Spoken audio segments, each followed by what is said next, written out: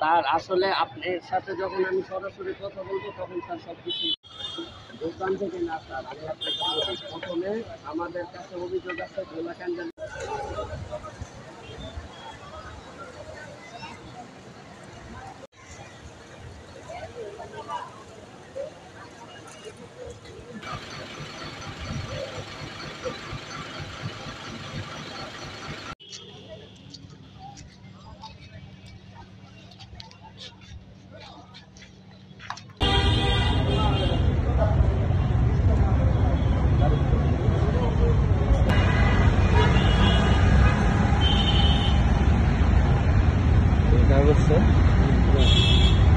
কাগজটা ধরুন।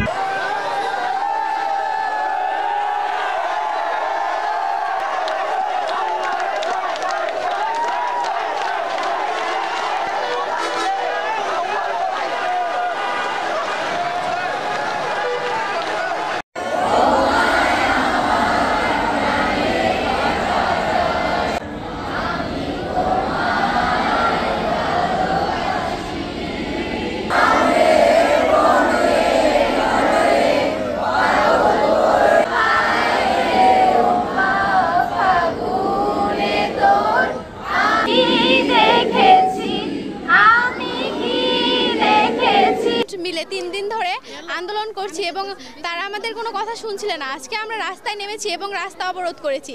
এরপর ইউনোর মাধ্যমে আমরা জানতে পেরেছি সে আজকে পদত্যাগ করেছে এবং আমরা সবাই অনেক বেশি খুশি। আমরা ভবিষ্যতে স্বৈরাচার মুক্ত একজন অধ্যক্ষ চাই এবং আমাদের স্কুলটা যেন আরও ভালো হয় এবং উন্নত হয়, পড়ালেখার মান বৃদ্ধি পায় সেইটাই চাই।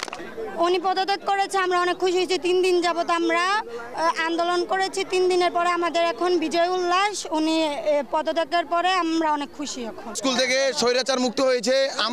আমরা আর কোনো সময় এই স্কুলে স্বৈরাচার রাখবো না, দুর্নীতিমুক্ত আর কোনো সময় রাখবো না, এইটাই আমাদের দাবি।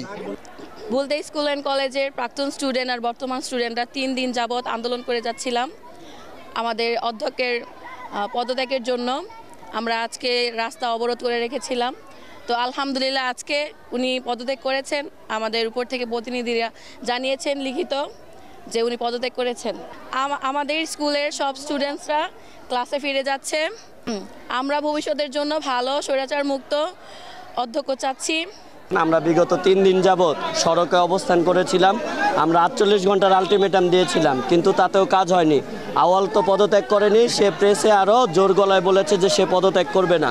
এটার বিরুদ্ধে আজকে আমরা রোড ব্লক কর্মসূচিতে অংশগ্রহণ করেছিলাম। আমাদের যারা দেখছেন এখানে আমাদের পিছনে আছে আমাদের ছাত্রছাত্রী ভাইয়েরা, এখন পর্যন্ত সকাল থেকে কেউ কিছুই খায় নাই, না খেয়ে সবাই আছে। যখনই আমরা নিউজটা পেয়েছি জনাব আওয়াল মোল্লা পদত্যাগ করেছেন এবং তার লিখিত ডকুমেন্ট জমা দিয়েছেন আমাদের একজন প্রতিনিধির কাছে, তারপর থেকে আমরা সবাই আনন্দ শুরু করেছি। এবং